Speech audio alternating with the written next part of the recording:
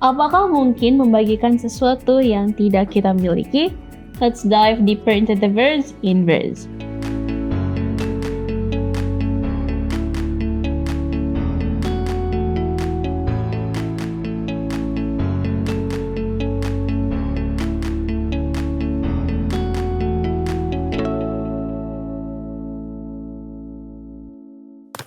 Selamat datang di podcast Bible Study in Verse, dan kita masih belajar dalam seri bertumbuh dalam hubungan dengan Tuhan. Dan pada episode ke-12 kali ini kita akan belajar dengan judul Membagikan Dia dari Kisah Para Rasul pasalnya yang keempat. E-book in Verse dapat Anda unduh melalui tautan di deskripsi video ini, dan kami ingin mengingatkan kembali bahwa buku panduan in Verse versi cetak sudah akan dicetak pada triwulan depan, dan Anda bisa memesannya melalui Departemen Sekolah Sahabat Jemaat masing-masing, sama seperti memesan pelajaran Sekolah Sahabat lainnya. Dan kali ini saya sudah bersama dengan Kak Geri, ada Pendeta Evan, dan juga Kak Kevin. Shalom semuanya. Shalom. Untuk membuka diskusi, Pendeta Evan boleh pimpin di dalam doa. Oke, mari kita berdoa. Bapa di sorga, kami mohon Roh Kudus Tuhan memberi kami pengertian, agar kami boleh memahami akan firman Tuhan yang akan kami diskusikan, terlebih kuasa untuk menghidupkan firman ini, agar kami terus mengalami pertumbuhan rohani di dalam iman kami masing-masing. Berkati kami yang membahas dan semua kami juga yang menyaksikannya. Dalam nama Yesus kami berdoa. Amin. Amin. Kita belajar dari Kisah Para Rasul pasal 4, dan sahabat Inverse boleh membaca selengkapnya. Kami akan membacakan ayat 7 sampai dengan 14. Kisah Rasul pasal 4, saya mulai ayat yang ke-7. Lalu Petrus dan Yohanes dihadapkan kepada sidang itu dan mulai diperiksa dengan pertanyaan ini. Dengan kuasa manakah atau dalam nama siapakah kamu bertindak demikian itu? Maka jawab Petrus penuh dengan Roh Kudus, hai pemimpin-pemimpin umat dan tua-tua, jika kami sekarang harus diperiksa karena satu kebajikan kepada seorang sakit dan harus menerangkan dengan kuasa manakah orang itu disembuhkan? Maka ketahuilah oleh kamu sekalian dan oleh seluruh umat Israel bahwa dalam nama Yesus Kristus, orang Nazaret yang telah kamu salibkan, tetapi yang telah dibangkitkan Allah dari antara orang mati, bahwa oleh karena Yesus itulah orang ini berdiri dalam keadaan sehat sekarang di depan kamu. Yesus adalah batu yang dibuang oleh tukang-tukang bangunan, yaitu kamu sendiri. Namun ia telah menjadi batu penjuru. Tidak ada keselamatan di dalam siapapun juga selain di dalam Dia. Sebab di bawah kolong langit ini tidak ada nama lain yang diberikan kepada manusia yang olehnya kita dapat diselamatkan. Ayat 13. Ketika sidang itu melihat keberanian Petrus dan Yohanes dan mengetahui bahwa keduanya orang biasa yang tidak terpelajar, heranlah mereka, dan mereka mengenal keduanya sebagai pengikut Yesus. Tetapi karena mereka melihat orang yang disembuhkan itu berdiri di samping kedua rasul itu, mereka tidak dapat mengatakan apa-apa untuk membantahnya. Oke, thank you. Dan pelajaran pekan ini tentang membagikan Dia, yaitu bersaksi tentang Yesus. Dan dalam Kisah Para Rasul 4 dan tadi kita sudah baca, kita boleh melihat bahwa Petrus dan Yohanes memberitakan Yesus kepada banyak orang, lalu juga mereka ini memberi penjelasan ya saat diperiksa oleh Mahkamah Agung. Dan dari perikop ini, mana yang disebut bersaksi, Pendeta? Apakah keduanya? Ya. Dan sebenarnya apa makna bersaksi itu khususnya bagi kita orang muda saat ini? Oke, baik. Jadi saya pikir ini adalah dua-duanya adalah bentuk dari sebuah kesaksian dan memberitakan Injil.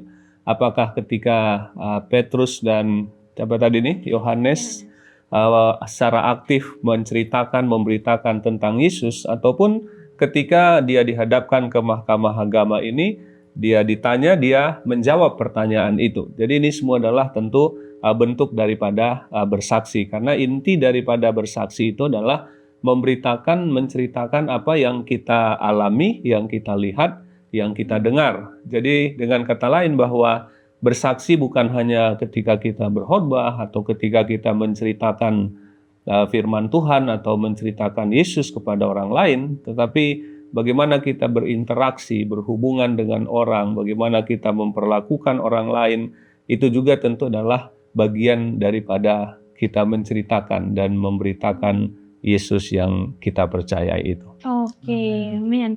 Dan di ayat 13 yang tadi kita sudah baca, pemimpin agama itu heran ya, karena Petrus dan Yohanes ini ternyata adalah orang biasa yang tidak terpelajar, tapi mereka itu berbicara, berkata-kata itu dengan begitu berani.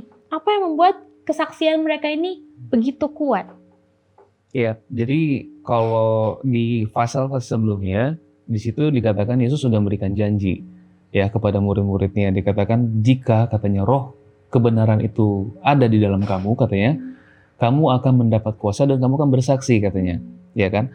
Nah, jadi aplikasinya, maksud praktikalnya kita baca sekarang nih di Kisah pasal 4 kan, di mana tadi bayangkan Petrus itu kan orangnya takut kalau sebelumnya ya kita tahu ceritanya kan, dia nggak mau memberitakan bahwa saya adalah murid Yesus gitu. Tapi sekarang perubahan itu terjadi kan, dia menjadi berani sekali.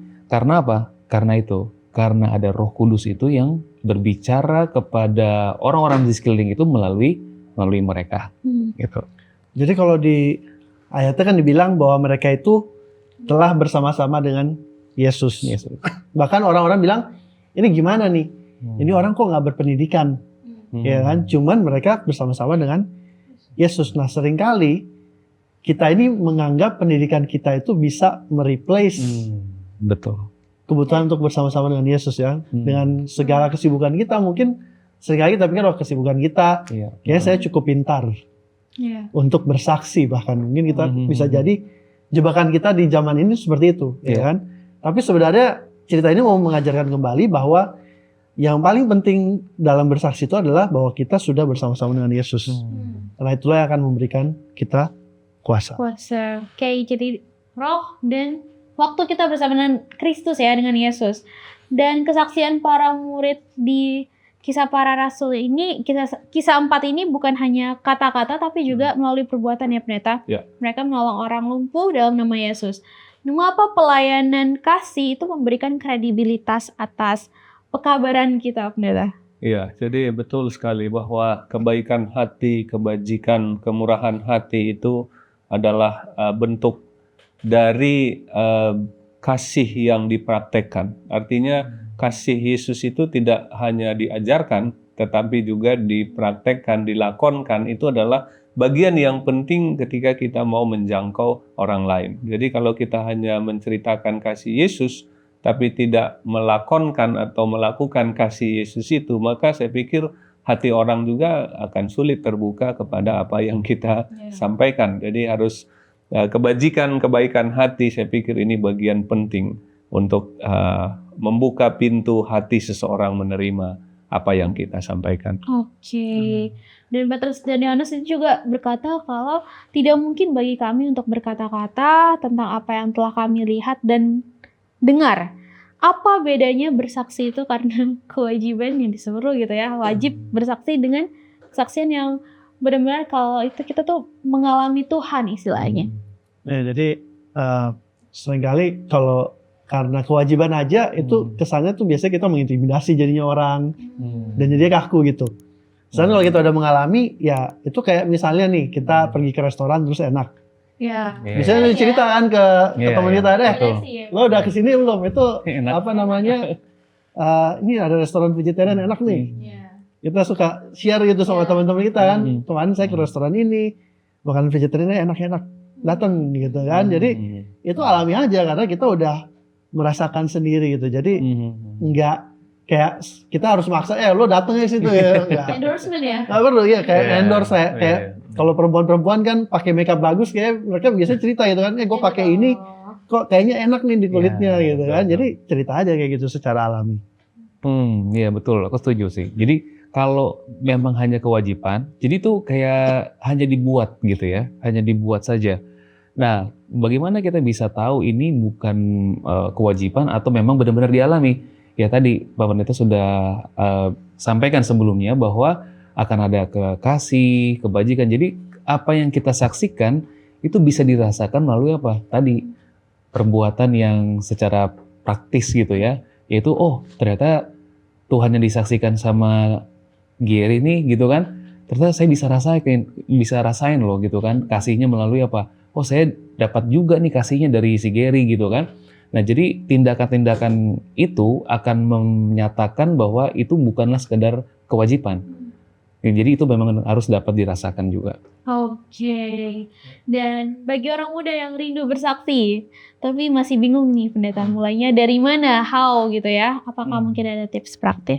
Iya, jadi metode Yesus saya pikir metode yang terbaik ya. Bagaimana Yesus bergaul, bersahabat, yang kita sebut friendship evangelism ya, personal ministry.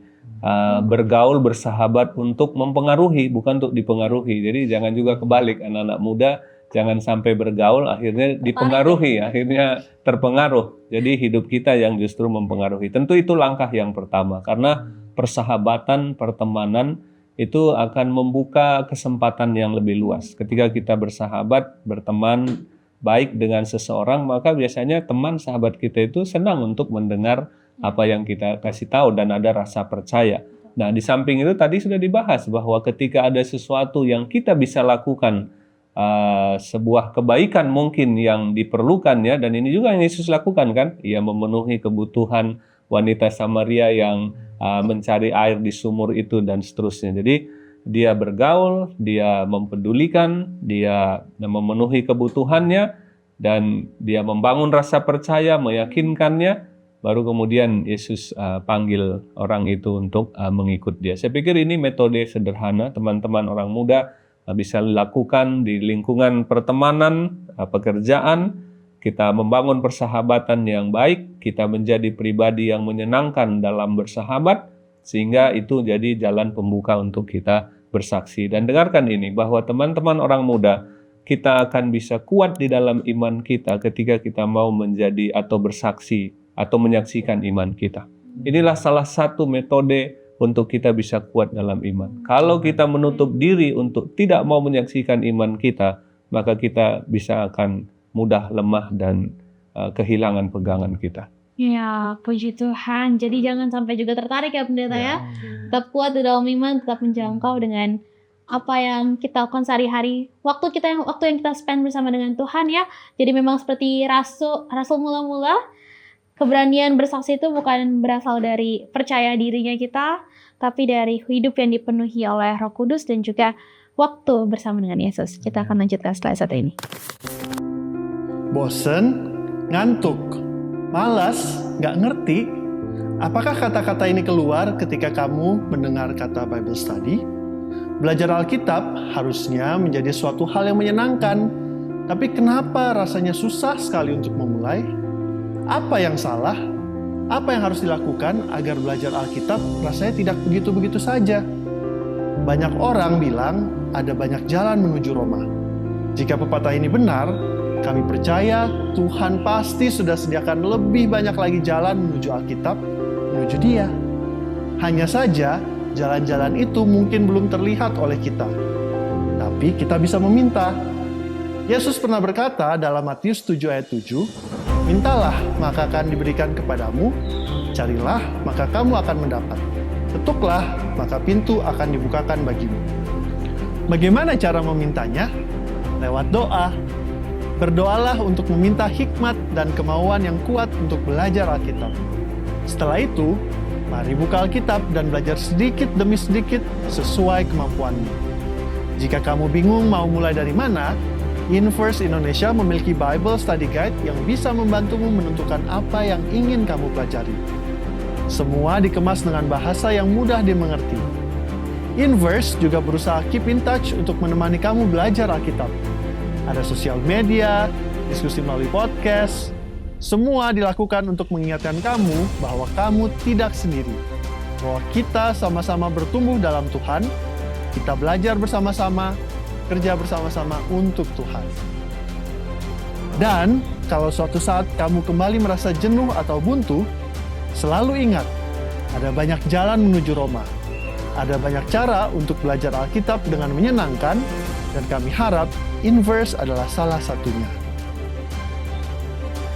Open your heart dan open your Bible. Let us dive deeper into the verse. Inverse.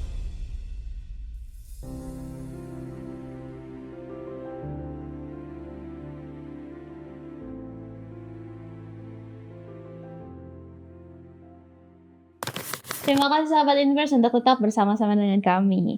Oke, pelajaran kita sepanjang triwulan ini kan tema besarnya adalah bertumbuh dalam hubungan dengan Kristus ya. Dan pekan ini cara untuk kita boleh bertumbuh itu adalah dengan bersaksi. Nah, bagaimana bersaksi, pengaruh antara bersaksi dan tidak bersaksi ini dalam hubungan kita dengan Tuhan. Apa pengaruhnya sebenarnya? Ya, jadi saya highlight sekali lagi apa yang Kak Alicia tadi sampaikan ya, bahwa salah satu untuk kita bertumbuh adalah kita mau membagikan iman kita. Ini sudah harga mati ini. Jadi kalau teman-teman orang muda mau bertumbuh sesuai pelajaran kita, ceritakan dan bagikan iman kita. Nah, ketika kita membagikan iman kita, bersaksi, apakah secara aktif tadi atau ketika kita harus menjawab pertanyaan orang, kan semua itu adalah sebuah kesaksian. Maka saya pikir ini juga membuat sebuah pengalaman rohani yang baik bagi kita untuk kita bertumbuh. Kenapa? Karena ketika kita mau bersaksi bagi seseorang, otomatis kita akan berdoa untuk orang itu. Otomatis kita juga berdoa untuk diri kita, supaya kita bisa bertemu dengan baik, berbicara dengan baik, menyampaikan apa yang kita mau sampaikan, berterima di hatinya, dan kita doakan bertumbuh di hatinya, dan seterusnya. Jadi itu semua membuat pengalaman rohani kita juga bertumbuh. Jadi bukan hanya orang itu yang dimenangkan, itu adalah hasil yang luar biasa, tetapi hati dan jiwa kita juga justru dimenangkan dan dimurnikan untuk lebih menyerupayakan Yesus. Jadi berkatnya bukan hanya untuk orang yang mendengar kesaksian kita, tapi juga untuk kita yang membagikan kesaksian itu. Amin. Ya, aku setuju ya dengan pendeta tadi bahwa kalau kita bersaksi berarti itu secara tidak langsung menguatkan iman kita juga gitu ya pendeta ya. Dan dulu aku pernah dengar ada satu pengalaman tentang penginjilan, bagaimana penginjilan mereka tuh diberkati sama Tuhan dengan cara yang ajaib gitu. Dulu saya mendengar, ya kan? Tapi sekarang saya mengalaminya gitu. Nah, jadi apa yang saya alami ketika saya di Salatiga waktu itu, saya dikirim dua orang, ada partner saya. Ketika saya menginjil biasa kan, kalau di ladang itu ada orang yang pro dan kontra gitu. Nah, biasanya ada yang kontra ini biasanya dia akan gimana caranya supaya dua orang ini nggak akan sampailah ke rumah-rumah untuk bisa mengabarkan kebenaran gitu kan. Dan yang menarik ya kesaksian orang itu adalah mereka melihat kami berdua itu sebenarnya bukan berdua. Mereka lihat-lihatnya bertiga Pak Pendeta. Itu dulu saya dengar bahwa ada penginjil-penginjil yang menyaksikan hal itu. Tapi sekarang saya mengalaminya pada waktu 2014. Jadi kesaksian itu Pak Pendeta yang saya saksikan terus kalau kepada siapa saja yang mau menginjil atau anak-anak muda atau adik saya atau keluarga saya gitu. Supaya apa? Betul pendeta. Jadi dengan saya menyaksikan itu terus, saya mengingat bahwa benar Tuhan itu selalu dekat sama saya gitu. Jadi saya nggak jadi takut lagi untuk mengambil keputusan atau mengambil satu planning, rencana. Kalaupun gagal, ya nggak masalah juga. Karena Tuhan itu sedekat itu dengan saya gitu. Amin. Ya. Jadi memang kesaksian itu yang menguatkan kita secara pribadi Ya, ya, kesaksian kita ketika kita share Betul. itu juga menguatkan kita Betul, untuk betul. mengingat penyertaan Betul. Tuhan di masa-masa yang lalu. Dan pelajaran pekan ini juga sudah menyinggung sedikit ya tadi Pak Pendeta di awal di segmen 1 bahwa pentingnya membangun persahabatan. Tapi ini kan butuh waktu untuk bisa jadi sahabat. Aku bisa kenal Ko Kevin, bisa kenal Kak Gary, itu kan juga takes time ya. Kita nggak langsung tiba-tiba jadi kayak ngobrol gitu. Itu butuh waktu untuk bisa bersahabat, apalagi jadi sahabat seseorang. Tapi mengapa proses ini lebih efektif daripada pendekatan yang terburu-buru gitu? Iya, jadi kalau kita udah kenal orang, kita akan tahu kebutuhan orang itu apa. Betul. Ya kan? Kita kalau kita sama teman yang dekat kita, biasanya kita lebih tahu dia ini perlunya apa, ya kan? Dan kabar baiknya, gereja kita punya banyak sekali resources yang bisa membantu berbagai masalah-masalah orang-orang, ya kan? Sedikit promosi, tulisan-tulisan Nyonya Wajah itu banyak banget. Iya, betul. Tentang rumah tangga, tentang mendidik anak, tentang pendidikan, tentang kesehatan. Jadi kita bisa masuk kepada orang itu dan membawa orang itu kepada Yesus lewat hal-hal yang kemungkinan besar nih orang-orang pasti ada masalah di antara yang barusan saya sebutkan tadi itu. Betul. Ya kan? Betul. Dan kalau kita udah kenal orangnya, kita bisa lebih mudah untuk kita bawa orang itu kepada Yesus, perkenalkan kepada Yesus yang adalah solusi dari segala macam persoalan kehidupan kita. Betul. ASK. Ya, aku juga merasa bahwa perlu sekali waktu untuk pengenalan atau untuk membangun suatu hubungan ya, supaya kita bisa menyaksikan dengan cara yang benar gitu. Karena kalau kita menyaksikan sesuatu terus karena kita mendapatkannya karena buru-buru, itu ujung-ujungnya nanti mungkin ya kayaknya nggak bener gitu, ya kan? Jadi kita harus kenal dulu nih siapa yang kita mau saksikan gitu kan. Sehingga ketika kita mau memberikan itu kepada orang lain benar-benar merasakan hal yang sama sama kita. Mungkin kalau kita nggak kenal siapa Yesus itu dengan jelas, mungkin pada waktu kita saksikan Yesus itu A ternyata gitu kan. Pada waktu orang yang mendengarkan itu mempelajari Yesus, ternyata nggak seperti apa yang kamu katakan gitu kan. Nah, kenapa bisa terjadi seperti itu? Karena nggak ada waktu yang cukup untuk kita mengenal dulu, supaya kita bisa menyaksikan dengan cara yang benar. Oke, dan juga mungkin menurut aku juga nggak harus jadi sahabat yang lama kali ya, long term friendship baru kita masuk, tapi dengan kita jadi orang yang friendly, yang menunjukkan kasih, kayak aku pernah ketemu orang di bus atau apa, itu kan nggak harus kita kenal lama dulu ya. Jadi kita perlu menunjukkan sisi friendshipnya kita sisi yang kita tuh sebenarnya bersahabat, dan akhirnya mereka bisa membuka diri, entahlah cerita apa macam-macam kepada kita, dan memang banyak hal yang bisa kita sampaikan kalau kita memang mengenal Yesus sebagai Tuhan dan Juru Selamat kita, dan juga resources yang banyak gereja kita sediakan ya. Dan kita juga belajar bahwa kasih Kristus itu di dalam hati akan muncul secara alami untuk mendorong kita untuk menolong orang lain, untuk memberkati orang lain juga ya. Tapi sebagai orang muda, kadang-kadang kita tuh mau bersaksi tentang iman karena ego kita tuh mau tunjukin kalau kita tuh yang benar gitu. Kadang jujur saya kalau ketemu orang nih ya, walaupun saya udah bersahabat, tapi rasanya kok ada perasaan kayak kamu salah yang kayak gitu, sisi di gereja kamu yang seperti ini kayak kurang benar gitu. Gimana ya caranya supaya lurus gitu. Jadi ada sisi-sisi yang seperti itu. Apa tanda bahwa kesaksian kita itu benar-benar digerakkan oleh kasih, kita mau orang itu selamat, atau bukan ego rohani gitu? Ya, jadi betul ya bahwa motif hati yang mendorong kita untuk melakukannya sudah pasti ini kunci utama. Bahwa oleh karena kita mengasihi Kristus dan kasih Kristus ada di hati kita, dan juga mengasihi orang yang kita mau jangkau tentunya. Dan tentunya dalam kita menceritakan ini tidak untuk keuntungan diri kita supaya mendapat pujian ataupun supaya kita dikenal orang, tentu tidak juga dengan paksaan, dan jangan lupa tidak juga dengan merendahkan orang lain. Karena bisa saja pengetahuan dan pengalaman rohani orang itu kan macam-macam, beda-beda tingkatnya. Ini sama dengan sekolah, ada yang masih sekolahnya di TK, ada yang di SD, dan jadi jangan pernah kita merendahkan seseorang. Dan ini juga bagian yang penting, bahwa dalam proses ini kita juga perlu melihat prosesnya dengan baik, bukan hanya hasil, bukan hanya tujuan, jumlah apalagi, target apalagi, bukan itu tujuan kita, tapi proses yang dimulai dari motif hati yang mendorong kita, cara yang kita lakukan, metode yang kita buat, dan seterusnya. Ini tentu sebagian yang penting untuk kita menceritakan kasih Tuhan bagi sesama kita. Amin. Jadi kalau kita punya orang yang kita sayang, terus kita lihat ini orang mau celaka gitu kan, apakah kita akan diam aja? Atau apakah hati kita akan tergerak untuk bikin sesuatu supaya dia jangan celaka gitu kan? Nah, seringkali kita sama orang lain dalam hal keselamatan bahkan mungkin kita bahkan mungkin nggak sadar kalau ini orang-orang sebenarnya banyak banget yang akan menuju kepada kecelakaan gitu kan. Tapi ya kita nggak tergerak apa-apa karena kita tidak punya kasih, kita tidak punya kasih itu gitu. Jadi kalau kita punya kasih Tuhan, kita akan bisa melihat nih secara spontan, kita harus lihat oh ini bahaya. Dia berada di dalam jalan yang salah nih, dia akan menuju kepada kebinasaan misalnya.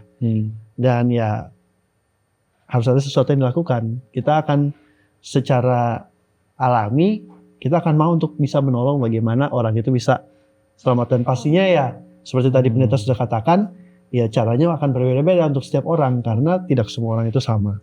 Dan tadi maka kenapa perlu untuk bisa mengenal? Ya kalau nggak kenal juga nggak sayang gitu kan. Kalau kita udah kenal lebih sayang ya, kita bisa tahu gimana caranya bisa membantu menyelamatkan juga ya. Amin. Puji Tuhan, tidak terasa kita sudah sampai pada penghujung diskusi. Sebagai penutup mungkin masing-masing panelis boleh membagikan ya langkah kecil apa yang bisa dilakukan oleh anak muda minggu ini untuk boleh mulai membagikan Kristus dengan alami. Ya, jadi saya berikan satu tips sederhana barangkali ya. Teman-teman orang muda, berdoalah supaya Tuhan tunjukkan seseorang yang Tuhan mau kita jangkau orang itu. Jadi setiap pagi berdoa, gumuli, Tuhan tunjukkan orang yang bisa saya jangkau. Dan ketika kita bersaksi itu, bukan kita melakukan sesuatu untuk Tuhan sebenarnya. Tuhan mau melakukan sesuatu melalui kita. Jadi doakan, minta sama Tuhan, tunjukkan seorang sahabat yang saya bisa jangkau untuk saya ceritakan kasih Tuhan baginya. Amin. Iya, kalau saya merasa bahwa gini, kalau saya sayang dengan orang tertentu, saya akan bicarakan terus orang-orang itu. Kenapa? Karena saya sayang. Tadi Kevin sudah bilang, nggak kenal maka nggak sayang, ya kan? Nah, mungkin langkah apa yang sederhana yang sekarang kita bisa lakukan supaya kita bisa bersaksi? Mungkin sebelum kita berdoa untuk minta ketemu sama orang tadi, ya kita harus belajar dulu, kenal dulu siapa yang mau kita saksikan nih, gitu kan? Nah, jadi ambil waktu mulai hari ini untuk ya nggak usah lama-lama, paling ya setengah jam sampai 1 jam mungkin untuk kita baca firman Tuhan, kenali Yesus itu. Nah, ketika kita sudah kenal, kita akan merasa dikasihi sama Tuhan kan? Nah, baru kita akan saksikan siapa juru selamat kita kepada orang-orang itu. Amin. Menurut saya mungkin kita perlu lebih baik bersyukur dan membagikan itu kepada orang-orang yang di sekitar kita. Seringkali cerita-cerita yang kecil gitu kan, bagaimana tadi Tuhan bantu saya ketika misalnya saya di jalan tadi hampir kecelakaan, tapi ternyata Tuhan bisa bantu begitu kan.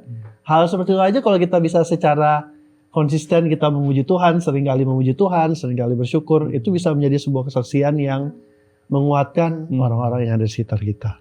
Amin. Puji Tuhan untuk pelajaran pekan ini. Kak Gary boleh tutup di dalam doa. Bapa kami di dalam kerajaan surga, terima kasih oleh karena Engkau telah mengasihi kami terlebih dahulu, sehingga kami boleh merasa dikasihi. Bapa, taruhlah cinta yang sejati di dalam hati kami, sehingga melalui kasih Tuhan yang sejati itu, kami boleh bagikan kepada orang-orang yang ada di sekeliling kami, agar mereka dapat merasakan kasih Tuhan melalui kehidupan kami. Pimpin kami sepanjang kehidupan kami, agar kami boleh selalu hidup berkenan di depan Tuhan. Di dalam nama Yesus kami telah berdoa dan mengucap syukur.